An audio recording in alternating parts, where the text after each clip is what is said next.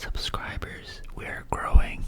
It means a lot. Thank you for subscribing, liking, and commenting as well on what you guys like, what I can improve on, what types of videos you would like to see. All this little feedback means so much to me. And as you can already see, we're doing another true crime video. And today's, we're gonna get right into the video. As always, there's no beating around the bush on over here. We're gonna get into the video. Today's video is the mysterious death of Alonzo Brooks. This is also a Netflix series as well, so go check that out as well. And yeah, it is really well done. But anyways, let's get into this video. And once again, thank you so much for the love that you guys have shown on my videos. Subscribing, it means the world, and I appreciate every single one of you guys. Thank you. Alright, so let's get into this case. 23-year-old Alonzo Brooks was last seen at a house party on the night of April 3rd, 2004, outside of Lacine, Kansas. His body was found in a nearby creek on May 1st. The cause of death could not be determined from the autopsy. Speculation of how Alonzo died varies from a hate crime to him dying accidentally and it being covered up. Alonzo was the youngest of 5 children. He had an older brother and 3 older sisters. He and his siblings were raised in Kansas by their mother, Maria Ramirez.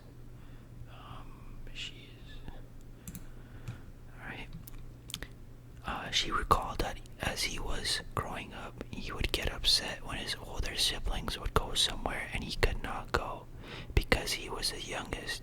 His sister-in-law, Sydney Brooks, recalled that he and Maria had a tight and strong relationship. One of the many activities he did as a child was karate. Alonzo's sister, Demetria Leslie, recalled that he was shy but also kind, sweet, and playful. He also got along with everyone. His uncle Edward Ramirez recalled that he was polite to everyone. His sister Felicia remembered that he was a neat freak and always liked to be clean. He always had to have his shorts and pants creased up. His favorite color was red, so he was almost always wearing clothes that were red or black. He also wore boots and a beanie. His friend Rodney English remembered that he always wore a beanie right above his eyelids so you could barely see his eyes. Alonzo grew up in Topeka, Kansas. He and Rodney lived on the same street and often rode their bikes and played games together. Another favorite activity while growing up was football. His brother Billy Brooks left Topeka when he was 18. At the time, Alonzo and Maria moved to suburban Gardner, Kansas. Billy tried to toughen up his brother Alonzo, but Maria always scolded him for making him grow up too fast. However, Billy just wanted to make sure that he would not be taken advantage of by others. On April 3rd, 2004, Alonzo told Maria that he was going to a party. He said that a friend of his was leaving to go into the military and that they were going to celebrate and wish him well. His friend Justin Sprague was the one that came to pick him up that day. Justin did not recall if the party was planned out in weeks in advance. He said that their friend group's activities were usually spur of the moment. Another friend, Daniel Fune, recalled that someone had called him that day and asked him to come to the party, saying that a bunch of their friends were going. A third friend, Tyler Brogard, recalled calling his friends and trying to figure out who was going to that party night. Daniel did not remember Alonzo going to many of the same parties that he he and his friends normally went to. In fact, Alonzo was a few years older than him. Alonzo's brother, Trey, was good friends with Daniel's brother. They used to play football, basketball, and other sports together. Tyler first met him when they played football together on Sundays. He recalled that Alonzo was an intense person. Justin said that he was a beast when playing football, but was also a great person to chat with and easy to get along with. Before they left Alonzo's house, Justin remembered that Alonzo put on 2 pairs of socks and rolled one pair down to tie his boots tighter. 1 week prior, he hurt his ankle while playing basketball. As a result, he was limping that night. Along with his boots, he was wearing blue jeans, a t-shirt, a sweater, and a skull hat. He and Maria said goodbye, and he then left with Justin. Some of their other friends left in separate vehicles. The party took place in La Cine, 47 miles of Gardner. It's right here. So it was 53 minutes away from where he originally lived. So the drive there took about an hour.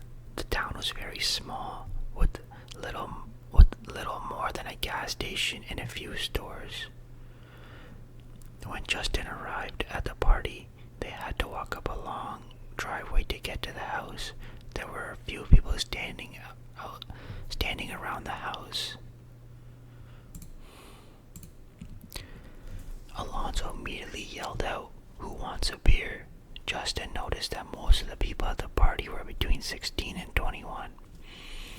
There were many activities going on. Some were playing games like Flip Cup, while others were dancing. Alonzo tried to get involved with some of the card games and other drinking games. Overall, it appeared that he was having a good time. When Daniel arrived, he noticed that there were about 40 or 50 people there. About 6 or 8 of them were from Gardner. However, he did not know a lot of people there. Tyler noticed that many of the people there were more country type, while they were more suburban. He recalled that Alonzo was normally more quiet, but was in an outgoing and great mood that night. At some point during the night, Daniel and Alonzo took some shots together. Daniel walked away for a second, but when he turned around, he witnessed Alonzo getting into an argument with another party goer. Fearing that confrontation would become physical, Daniel intervened and pulled Alonzo to the side. Justin noticed that some people at the party had a problem with Alonzo's skin color. It had appeared that he was the only black person there that night. However, this did not bother him. After being at the party for about an hour and a half, Daniel got a call about another party. Another friend, Nikki, decided that he wanted to leave the party and go to a different one, which is the one that Daniel got a call from. Since Nikki was Daniel's ride, Daniel left as well. Before leaving, he said goodbye to Alonzo and shook his hand. Tyler was there for about an hour before he left, as well at around 11 p.m. and shook Alonzo's hand, gave him a hug, and said goodbye to him. He figured that Justin would give Alonzo a ride home. By that point, Justin had smoked his last cigarette and went to get one from Alonzo. However, he was out as well. Justin left to get more cigarettes, agreeing to get him a pack as well. When he left, he made a wrong turn and ended up getting lost on some gravel roads. He ended up being 30 minutes north of the party. He called another friend that was at the party and told him to tell Alonzo that he was lost. They eventually agreed that their friend Adam would give Alonzo a ride home. The next morning, Maria received a phone call from a friend asking if Alonzo was home. She believed that he was home. However, when she went into his bedroom, she took his bed had not been slept in.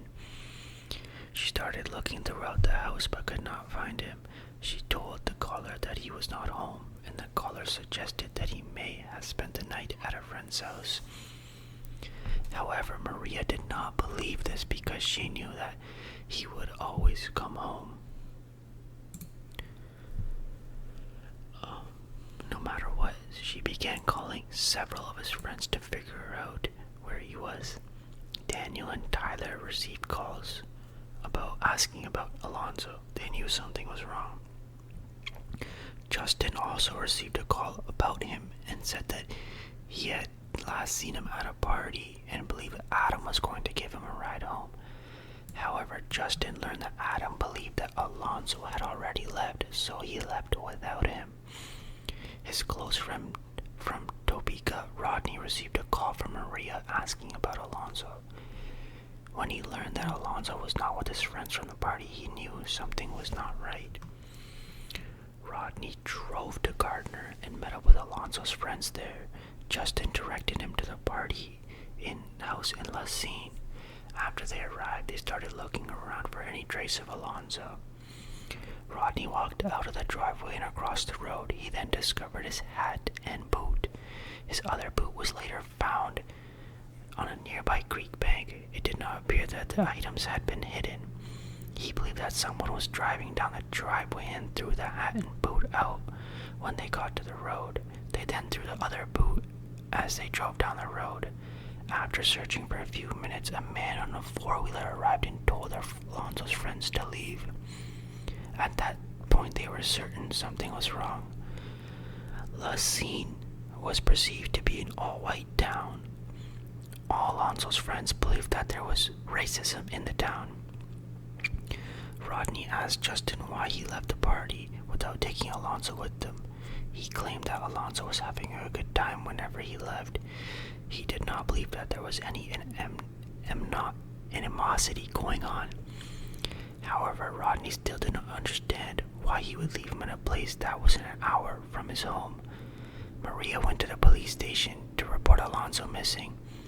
However, they told her that she had to wait 48 hours to declare him missing. She was adamant that something was wrong. She believed that something had happened to him at the party. When Demetria, his sister, learned that he was missing, she was also certain that something was wrong. She knew that he was not the type of person that stayed somewhere without telling his family.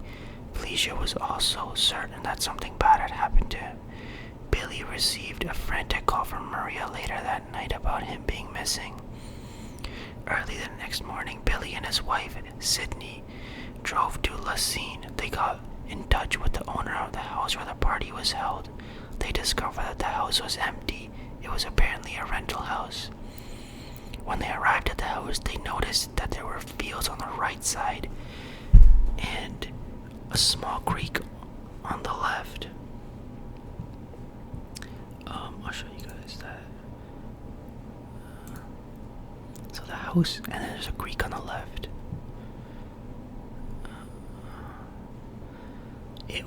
Okay, so they noticed that there were fields on the right side and a small creek on the left. They then drove around the highway to see if anything could be spotted. They also drove through town and noticed that people were looking at them, apparently wondering why they were there. After that, Billy and Sydney went to the police station and had a meeting with the sheriff. They tried to show him how serious it was, but that Alonzo had not turned up. However, the sheriff just told them he didn't seem concerned and said that he was just probably walking around. Sydney responded by asking how many people are out walking around with no shoes on. Billy and Sydney left soon after, leaving it up to the police to do their investigation and find out what happened. Lynn County Sheriff Paul Fila was a deputy at the time of Alonzo's disappearance. On April 4, he went to the home where the party was held. Alonzo was not in the house. He and other investigators walked along the creek bed that night. However, there was no indication that he was outside anywhere. He reported back negative contact with Alonzo or anybody else around there. On April 7th, the case was turned over to the Kansas Bureau of Investigation, KBI. He and the sheriff's office became an assisting agency. Within a few days of Alonzo's disappearance, there was an extensive search of this area. The KBI and their evidence recovery team came down and walked the creek bed looking for evidence. The Kansas Highway Patrol also supplied a helicopter which was used to search the area as well. On April 10, the FBI joined the investigation, looking into the possibility that Alonzo was the victim of a hate crime. On April 12, the Lee Summit underwater rescue and dive team was brought in to search the creek. At the time, the creek water was 3 feet deep in the deepest part. They searched in and around the creek extensively, but no trace of him. They agreed to come back if necessary, but were not invited back again. Alonzo's family became upset by the lack of answers in his disappearance. Maria was especially upset by his friends who left him at the party. According to Fila, there were hundreds of interviews conducted by the KBI and FBI. Polygraph examinations were done as well. Justin recalled that they met with investigators almost every day. The investigators told him that they suspected that Alonzo had gotten drunk, taken his shoes off, and tried to walk home.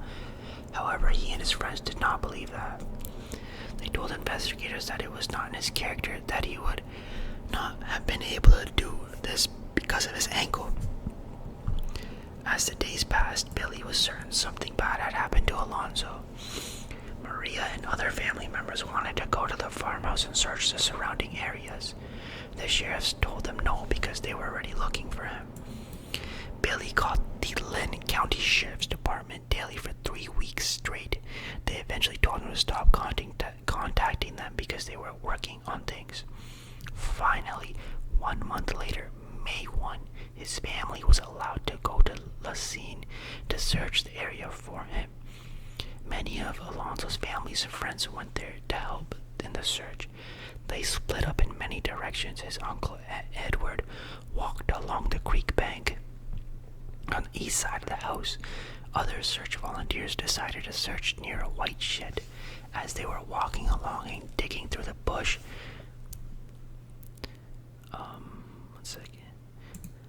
they spotted, as they were walking along digging through the bush, they spotted Alonzo's body next to the creek. Billy immediately went to the area wanting to get him, but his uncle held him back so that he would not disrupt any possible evidence. I'm just gonna quickly hide that picture. So they found his body like that. I'm gonna hide it just in case some people don't want to see it. After Alonzo's body was found, KBI and FBI investigators quickly descended on the scene. His body was removed to be taken for an autopsy. Dr. Eric Mitchell was the forensic pathologist who examined his body. He noticed the body was decomposed, clothed, and had personal items, including a ring. Just 1 second.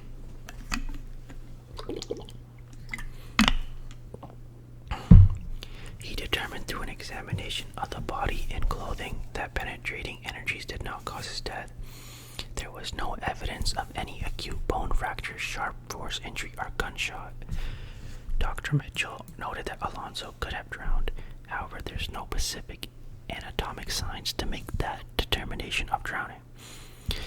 He noted that he could have also been strangled. Unfortunately, the soft tissues of the neck were also gone, having been damaged by animals and insects. As a result, he could not determine if he had been strangled or not. There were no broken bones or penetration of bone. He noted that he could have been beaten. However, there was nothing identifiable on the body to suggest that overall he could not determine the cause of death based on the evidence. Alonzo's cause and manner of death were both ruled undetermined. Billy does not believe that his brother's death was an accident. He believes that whatever happened was intentional. He points to the fact that Alonzo's boots and hat were found along the highway, far from where his body was found.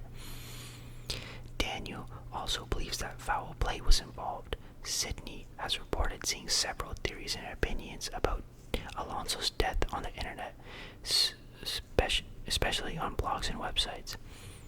Some theories included Alonzo's friends at the party set him up to be killed by drug dealers. He was picked up by someone on the highway who killed him.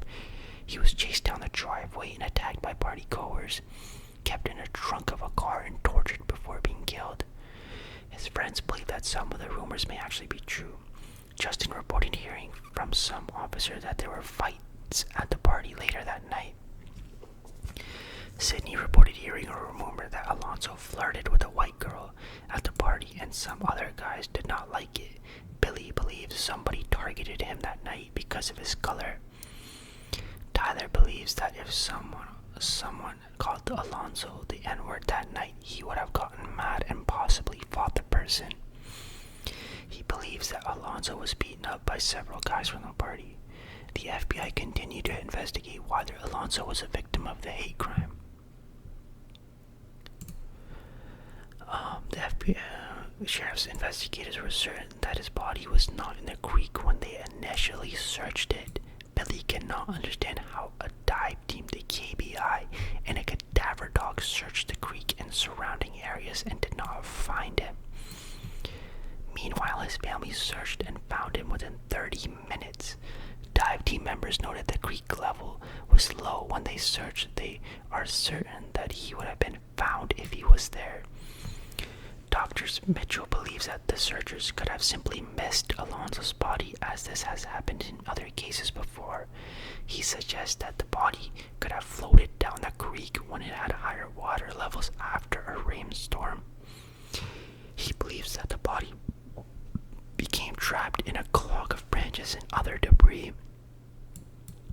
However, Billy recalls that when his body was found, it did not look like it was bloated. He also felt that his skin complexion looked normal. Maria does not believe his body was found in the water for a month because the personal items found with the body were not water damaged. Billy, along with other family members, believe Alonzo's body was placed in the creek after the last search. He recalled that he told Sheriff Stites that the family was going to do a search. He believes that Stites may have told someone this and that the information went around town through word of mouth. Then the person who had the body decided to place it in the creek so that it could be found. Billy believes that Alonzo's body was placed in a meat locker or something similar. He believes that this was the reason why his body was not very decomposed. Several people online reported similar rumors about the body being placed in a freezer. According to Dr. Mitchell, there is nothing that allows a medical examiner to know whether the body has been frozen. He notes that if a body is found while thawing, there are some microscopic changes that might suggest that it was previously frozen. However, if the body is decomposed, then these signs disappear. According to him, the evidence found in the body was consistent with him being in the creek for 30 days. Dr. Mitchell also notes that perpetrators usually try to dump a body where it is convenient for them. He believes that bringing a body down into the creek would be very inconvenient to them because they would have to go through a bush and a large field. He notes that if someone set their mind to it, they can take a body and move it and dump it. Maria is certain that Alonzo's body was hidden before he was found. In March 2019, the KBI releases a statement regarding Alonzo's case. The KBI was one of the several law enforcement agencies who investigated the April 4th death of Alonzo Brooks. No evidence or information gained throughout the lengthy investigation indicated that Alonzo Brooks was a victim of a crime. For this reason, the investigation into his death was closed. That's the statement that they put out. The KBI, which is pretty sad. And then Alonzo and his family, friends, everybody's haunted by his death. They're upset by the fact that this case has been closed and they want it reopened.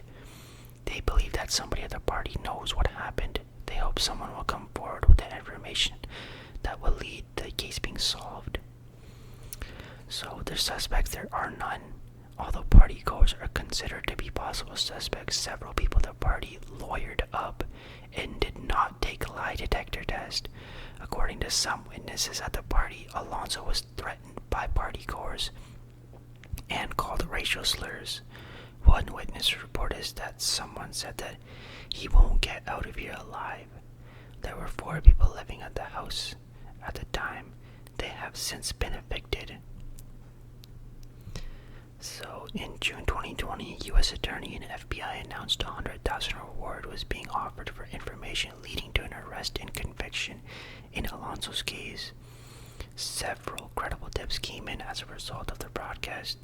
The tips have been passed to the FBI, who reopened the case. In July 2020, Alonzo's body was exhumed by the FBI as a part of an ongoing investigation. April 2021, the FBI announced that as a result of a new autopsy, Alonzo's death was ruled a homicide. Injuries to his body were found to be inconsistent with normal patterns of decomposition. The investigation into his death continues. Yeah, so like, and then even where did it go? Even like the district attorney of Kansas said in a statement that this new examination by a team of the world's best forensic pathologists and experts established it was no accident. Alonzo Brooks was killed. We are doing everything we can and will spare no resources to bring those responsible to justice. This is said by Dustin Slinkard. He's the U.S. Attorney for District of Kansas, and this was released like 12 hours ago. So, no, sorry, this was released like April 6, 2021. Yeah, so, in the, so yeah, so they do have like, they know it's like, it was a murder, it was like a homicide, and, they are like now looking at like, how people can like possibly like help out and whatnot. So I'm looking at this one article. This was written October 5th now. So this is like what I'm gonna read off an article by the KMPC.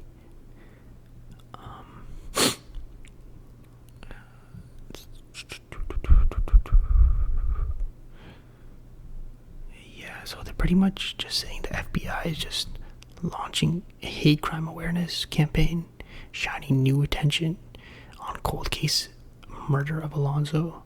So they still haven't found who did it, but they know it was murder and it was a hate crime. Honestly, my opinion on the case, I think he was murdered, and like it just kind of adds up in a situation like you have this guy, like you have his shoes, you have his like sweater, I believe it was taken off, in his hat, like dumped across on the long driveway, and it's just like this guy's body just magically appears. Like those guys were like, you have cadaver dogs looking for him, right?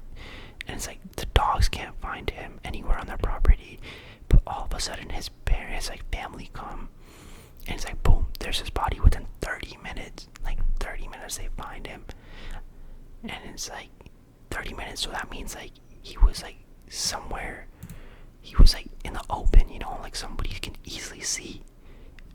So it's like, I think he was dumped afterwards, in my opinion. I think he was kept somewhere. And then word of mouth, obviously, it's a small town. Word of mouth does get around, like, especially with the small town, you don't want to shed any bad light on your town. If you're a sheriff, like, you want your town to be like your town, you know, like nothing bad goes around here. So I think something like that did happen, where the sheriff did open his mouth to somebody, and then something along those lines, like, you know, if FBI comes or whatever, or, you know, give the family the body back in a sense. And it's like, so like people stop snooping around or whatever. And it's like a tight-knit community, like no one's snitching over there. And especially if he's black too. Like, yeah, good luck, man. Like, it's tough, it's sad, but like, good luck, honestly, finding the killer out there. Unless they actually get people to snitch. That's the only way, like through witnesses. Not snitching, but like through witnesses is the only way that this case will be solved. myself. Let me know what you guys think, how this case went down. Do you think he was murdered by a bunch of racists, or do you think his friends set him up? Do you think Justin set him up? You know, like, because if you think about it, like, if I'm Justin and I see that he's the only black guy there, and it's like a racist town as well, you know, people are already grilling him and stuff when he comes in. It's like, yo, if I'm gonna go out to the store to get cigarettes, like, I'll bring him with me, you know, like, that's the only guy that you know. Yeah, you might be having fun, but it's like, safety should be number one, in my opinion, especially when you're with your friends. The best thing you can do is just look out for them when you're out, you know, because you never know. And it's always better to be safe rather than just saying, oh, you know, he's having fun, I'll let him be. I think I'm not trying to put the blame on anybody other of his friends. It is super sad to see. But, yeah, so whenever you guys go out, man, take care of your friends, take care of yourself. Let me know what you guys think about this case and what your theories are. I want to hear. Let's look at them, read them in the comments. Let me know. Once again, thank you for listening. Thank you for watching. Please like, comment, subscribe. It means a lot. And you guys literally motivate me to do more videos like this. Thank you so much. I appreciate every single one of you guys watching and listening in. Thank you. And I'll be back with another video very soon. If you have anything you want me to cover, leave it in the comments. Thank you. Have a good night. Have a good day.